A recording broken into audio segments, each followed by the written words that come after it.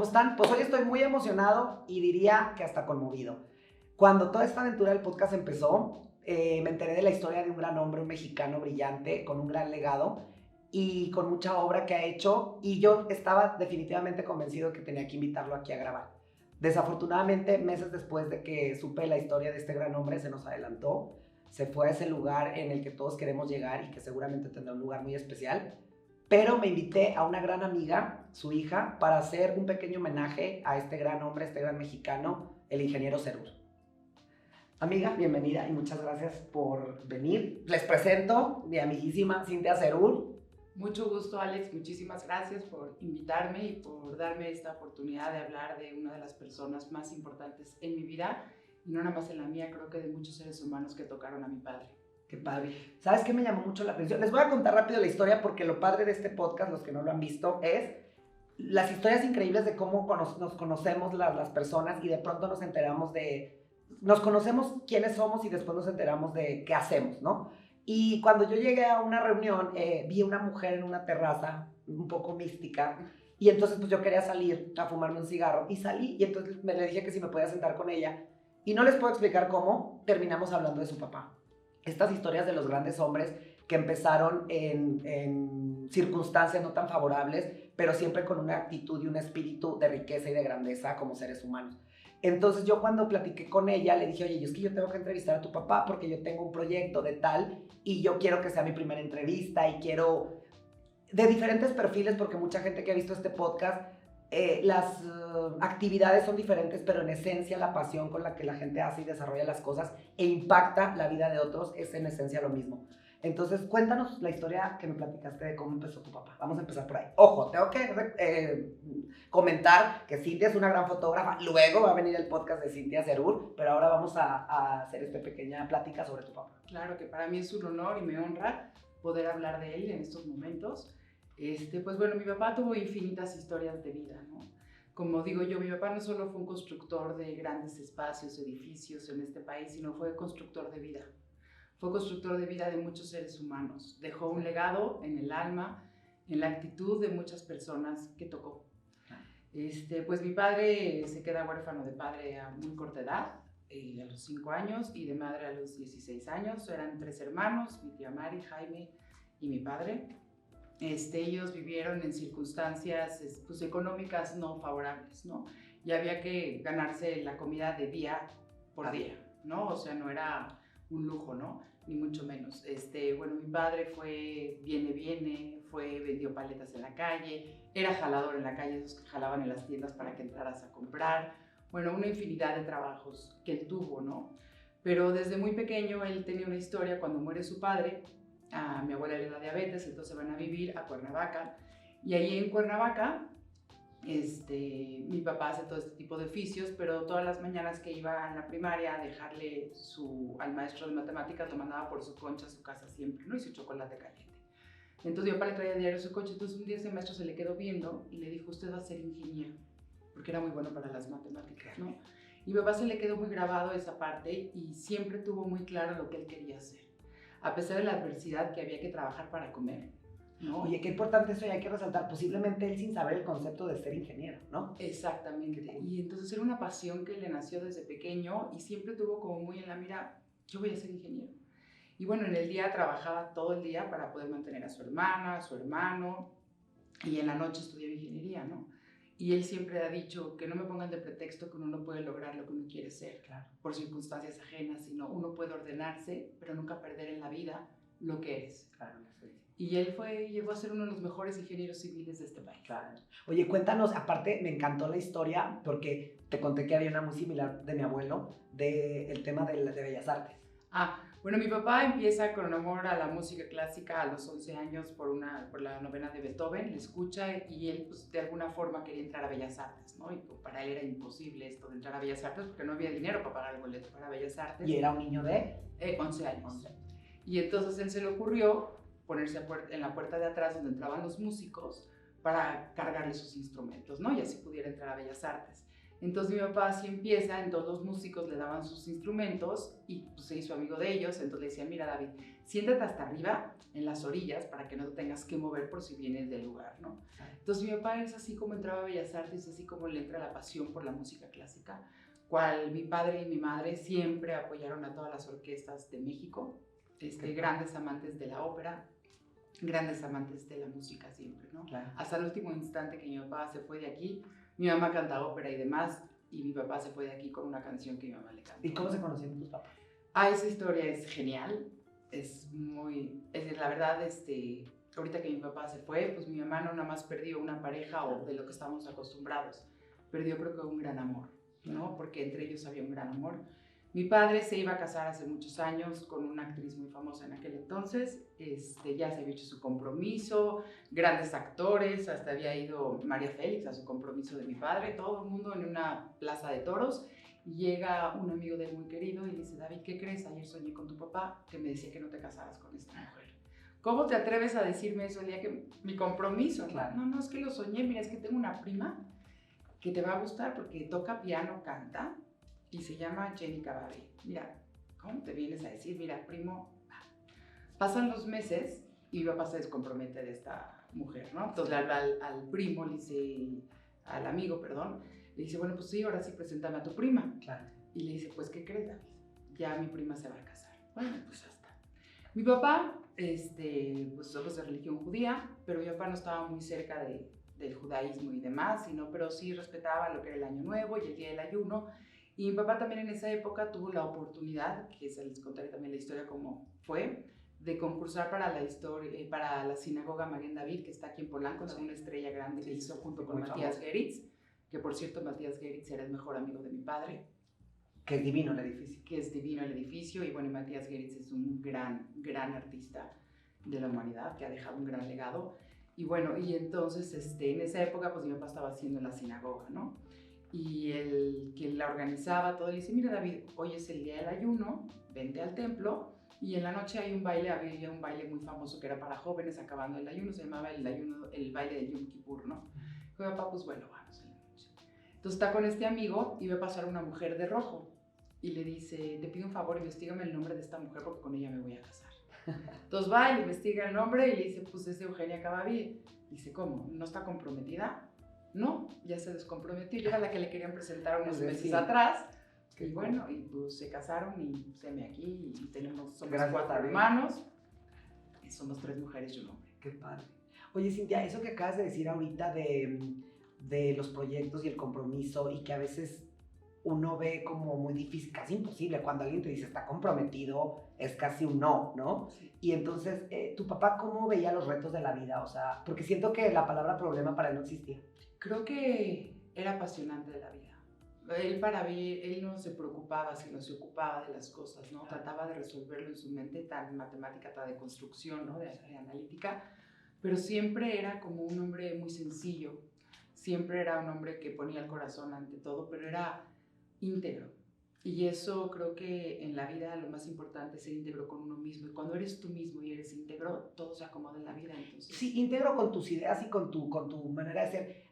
¿Podemos platicar la historia del profesor? Sí, claro, con mucho gusto.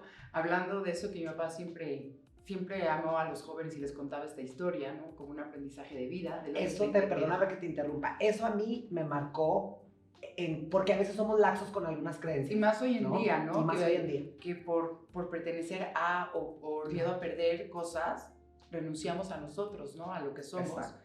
Y bueno, mi padre estaba estudiando la carrera de ingeniería, ya era los últimos semestres, pues era posguerra de la Segunda Guerra Mundial, ¿no? Más o menos, y pues bueno, el antisemitismo y todo esto, pues estaba un poco a flor de piel en muchos lados del mundo, ¿no? Entonces era su examen de cálculo y el maestro había puesto como examen una suástica. Entonces mi papá se para y le dice al maestro, discúlpeme profesor, pero yo no puedo... Para la gente que no sabe, la suástica es el símbolo que representa el régimen nazi. Después del Holocausto, posguerra, unos años después, no recuerdo cuántos tenía mi papá en aquel entonces, pero bueno, estaba estudiando su carrera, se acerca con el profesor y le dice, discúlpeme, pero yo no puedo hacer este examen porque es una suástica y yo no voy a calcular la suástica.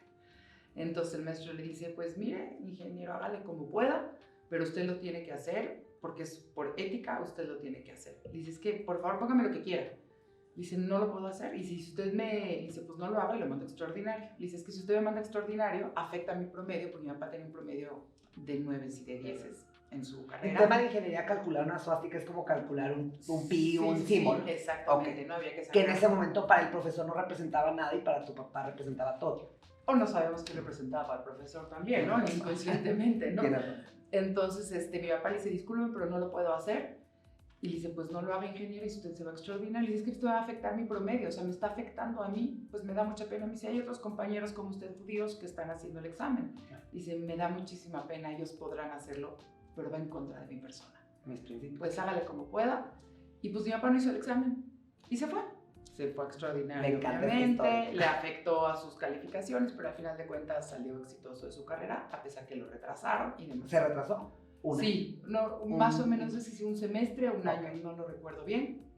Y ya pasa la vida, muchos años.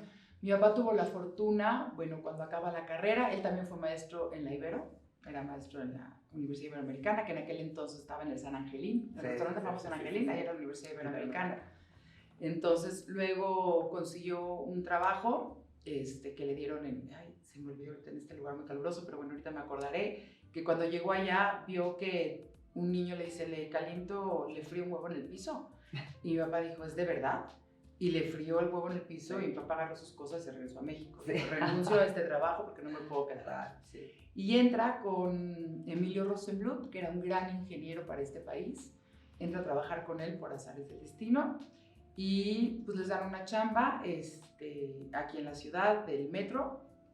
Y bueno, y mi papá era como el director de que se encargaba de organizar a los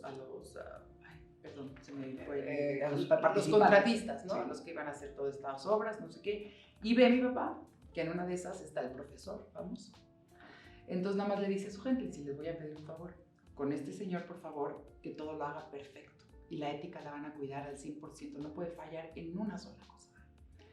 Y entonces va un día, el señor pide una cita, que quería ver a mi papá porque quería ver con el mero, decirle por qué estaban tan exigentes con él, ¿no? Claro. Entonces llega, entra a la oficina y mi papá no lo reconoce a primera instancia y mi papá le dice, mucho gusto, usted no se acuerda de mí, pero yo sé de usted.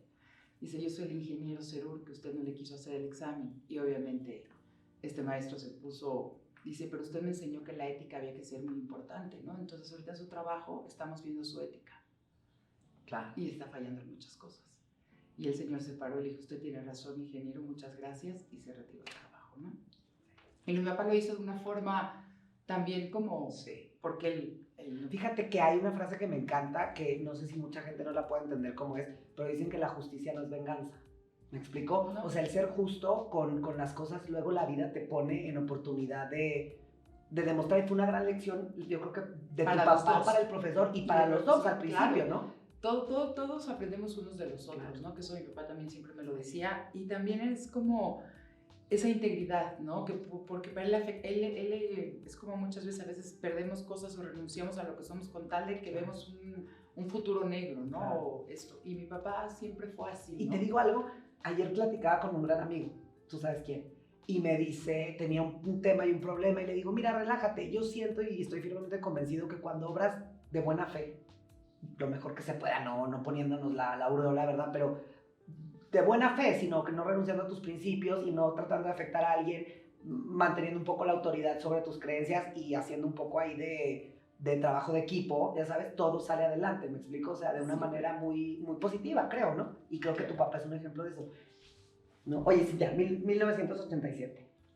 Llegan y presentan el proyecto de el segundo piso.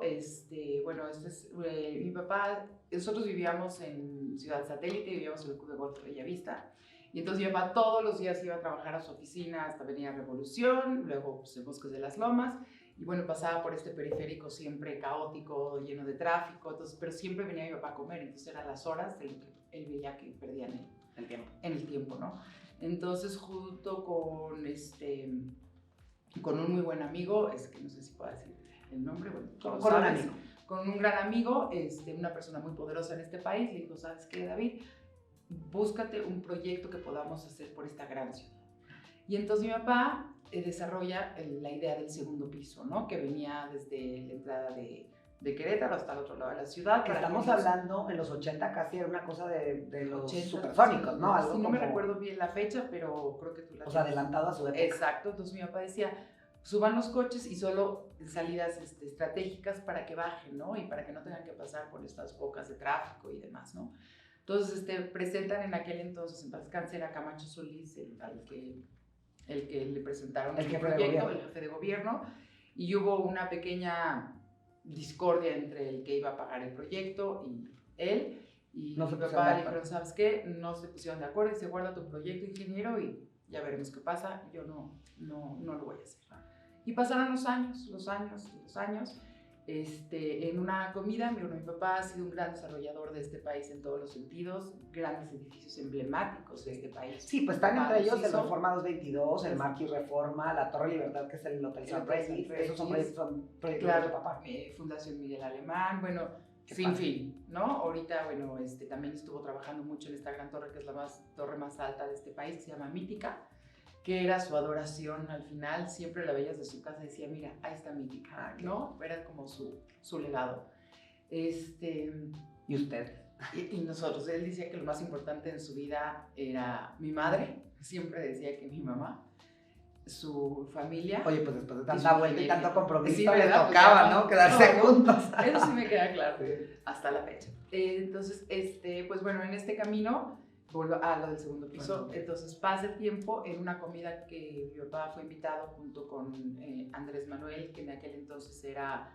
¿El presidente? No era el presidente. Pero el presidente Andrés Manuel. Sí, el presidente antes era jefe de gobierno. Era jefe de gobierno de la Ciudad de México. Ah, claro. Entonces lo sientan a mi papá con la mesa y en su mesa con el equipo, y pues bueno, le empezaron a preguntar a mi papá qué opinaba de la urbanización de este país, de las cosas, y pues mi papá era muy honesto, ¿no? Y decía las cosas no por quedar bien con nadie, sino simplemente lo que él pensaba de una forma muy empática, ¿no? Claro. Entonces, pues estuvo haciendo unas cosas y bueno, y un amigo de él dice... Déjame volver porque hay que ir remarcando los legados de tu papá. Yo siento que hoy la gente, o mucha gente piensa que puede decir lo que quiera de la manera que quiera.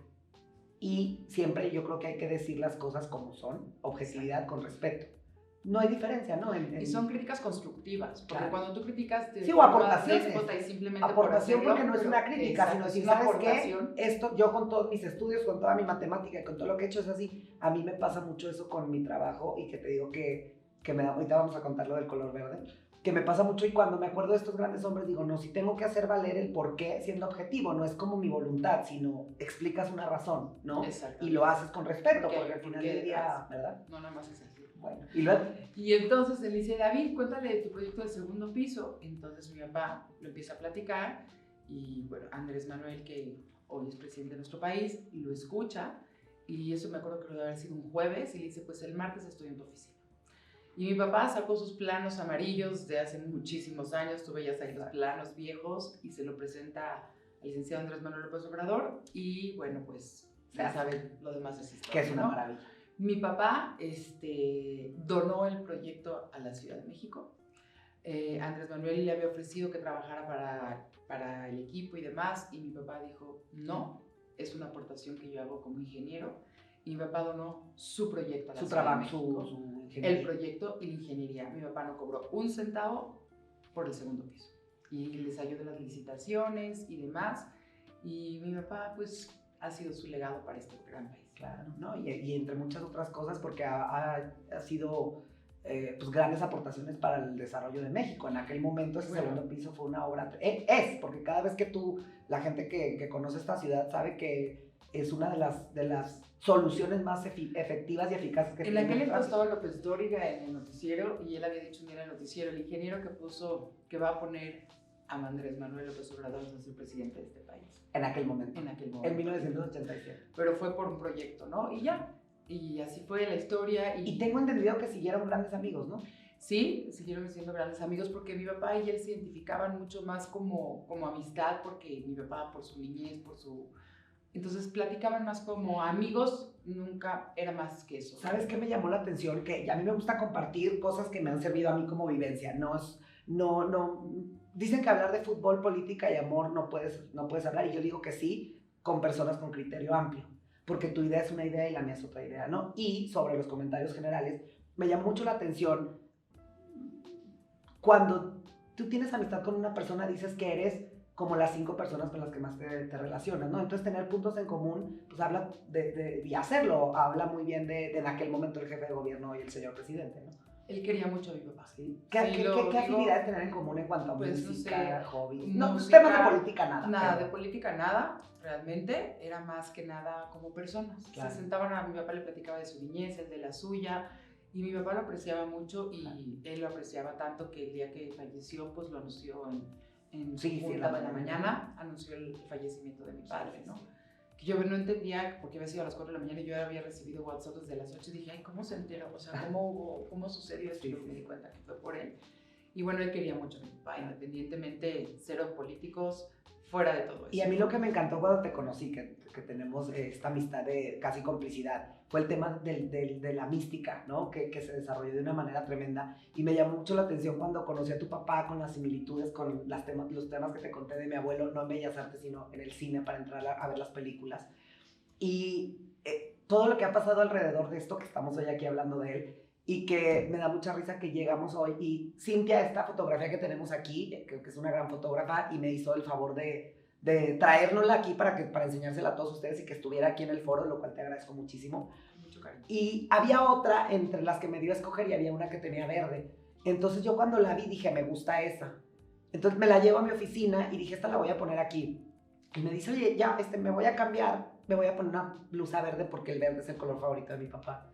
Y yo tengo algún pantalón y así, y hoy en particular abrí el closet y dije, ¿qué me pondré para la entrevista? Y no sé por qué me puse este pantalón. ¿Ves? Todo coincide. Entonces es algo como raro, ¿no? Mucha gente Exacto. que no tenga creencias, pues es una cosa rara. Para nosotros es 100% que él está aquí, Sí. Feliz de que estés aquí hablando de su legado. Para mí, digo, mi relación personal con mi padre siempre fuimos muy cercanos. Para mí era como todo, independientemente como cualquier hijo de su padre, pero teníamos una relación increíble.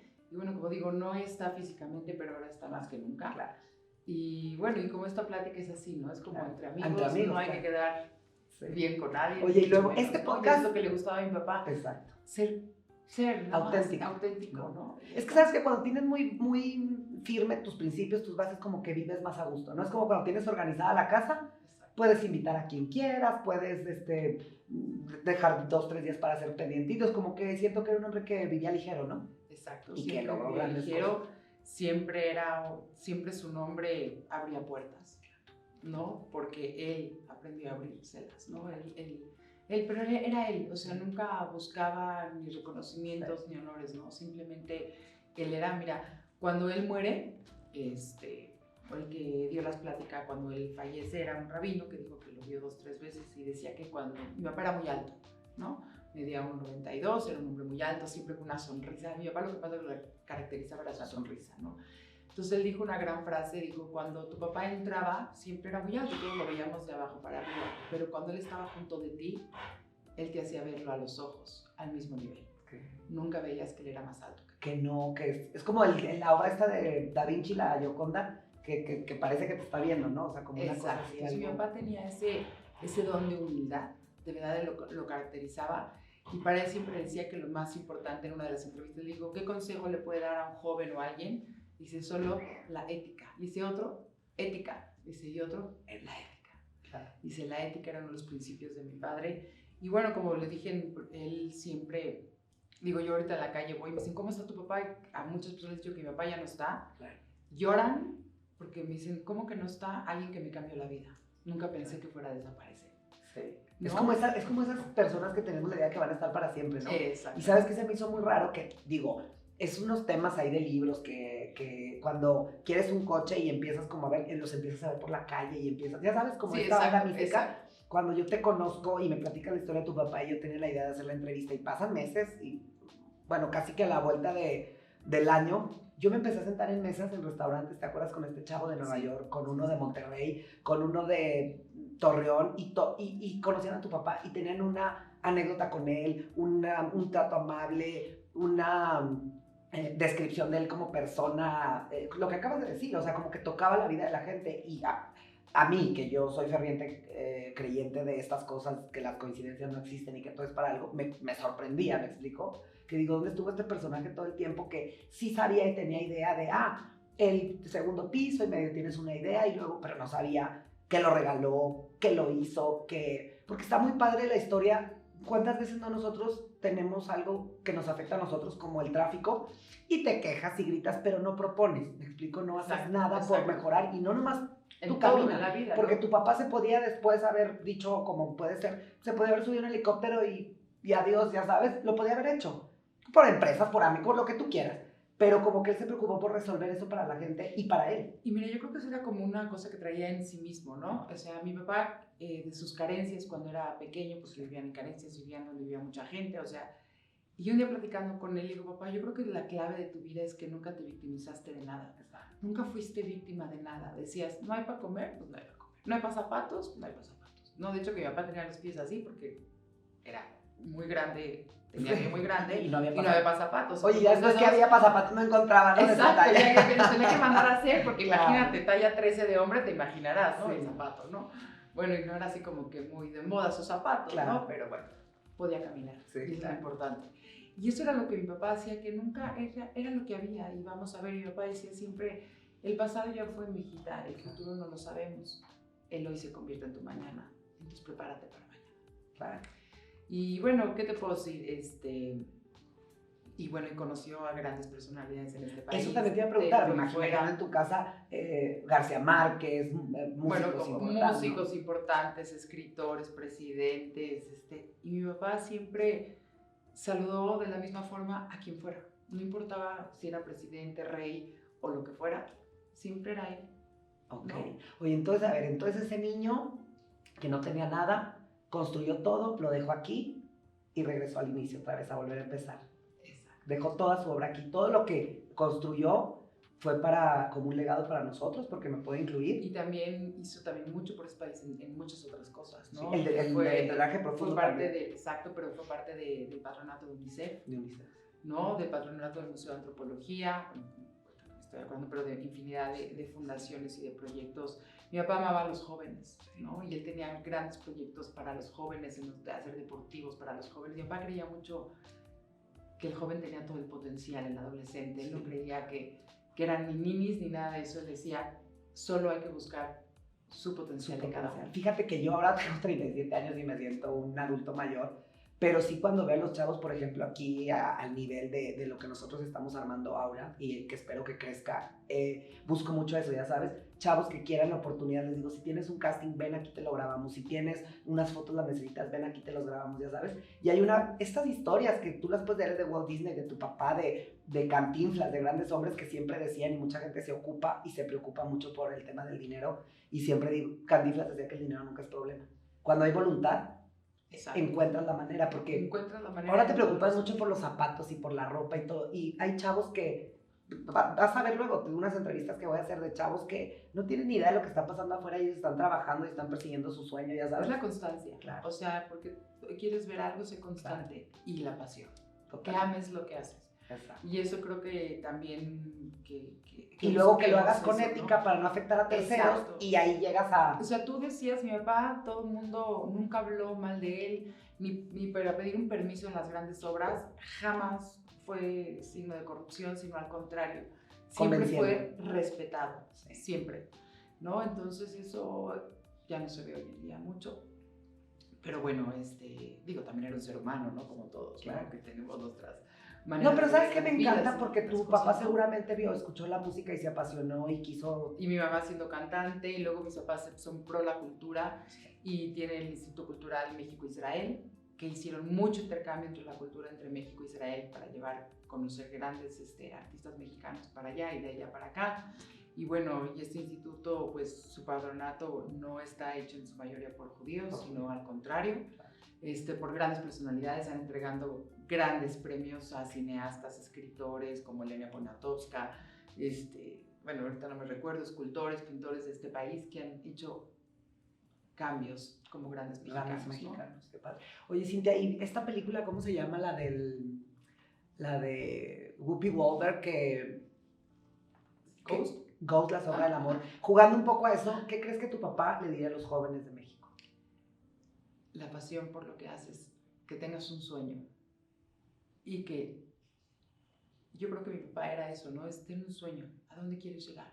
Que lo Y define. haz todo para hacerlo con ética, ¿no? Y con integridad, ¿no? Y creo que cada uno tiene que buscar su propio camino, ¿no? Y cada uno tiene que buscar su propio, o sea, cuál es su potencial de cada uno, porque todos tenemos algo que aportar. Claro. Todos en este mundo tenemos algo diferente que aportar porque somos distintos unos a otros, ¿no? Y bueno, y pues así, mi padre, infinidad de pláticas, de consejos, de cosas, y digo, también hicieron una gran familia, mi padre y mi madre, que mi papá tampoco sin mi mamá, ¿no? Porque No, bueno, es que eran una pareja que se complementaban mucho, esas ¿no? frases hechas de que detrás de un hombre no sé qué, yo entiendo que tu Al mamá lado, estaba al lado, pero ¿verdad? se complementaban Claro. mucho, ¿no? En los dos Sí, y al final de cuentas va de lo mismo, de que te llegan cosas buenas, que te suman de tu, ¿no? Claro. Y siento que no es porque mucha gente lo haga de mala manera, pero la inconsciencia, tengo mi pulserita que es de conciencia, a veces nos hace perdernos un poco en el camino, Sí, pero y siempre fíjate como... que mi papá nunca se perdió en el camino, y entonces estábamos platicando, mi papá tuvo todos Sí. los ciclos en su vida, ¿no? Ah. Desde la carencia económica hasta tener las posibilidades, ¿no? Desde ser huérfano, desde tener amigos, desde todo lo que una persona... Y tuvo paciencia porque no quiso toda la inmediatez, ¿no? Paciencia. Luego al final era medio impaciente, no hacía colas para nada. Bueno. Decía, ay, no, fórmate tú, mijita, y luego vienes por mí. Yo soy Bueno, incapaz de hacerlo. pues ya sabes. Oye, ayer estuve en una boda y había 3 buffets y por tal de no hacer ¿No cola, comiste? me fui a comer lo que había en el que no había Sí, nadie. estaba Así, cerca de- ¿sí me entiendes? Pero pues bueno, eso ya es por, ya estoy grande, es por mañoso. No, Cintia, pero pues, qué honor. yo creo que esta es la primera vez que vamos a hacer esto, hay que aplaudir en honor a tu papá No, sí. por todo lo que hizo. Y te agradezco muchísimo que hayas venido y que hayas aceptado. Sé que no te gusta nada de No. esto, pero dije, no quiero hablar contigo, quiero hablar de tu papá y de su legado. Y la verdad, muchísimas gracias por esta oportunidad de poder honrarlo, porque la mejor forma de honrar a los que ya no están es viviendo, Claro, ¿no? Y que vivamos por ellos, totalmente. siempre. Pues te agradezco mucho, Miss. Gracias, Alexito, por invitarme y gracias a todos. Listo. Oigan, pues suscríbanse a nuestro canal, no se pierdan luego la de Cintia Cerur, la fotógrafa. Suscríbanse y muchísimas gracias a Harry Sanfranc, MR Content, Garage Cluster, todos, muchísimas gracias.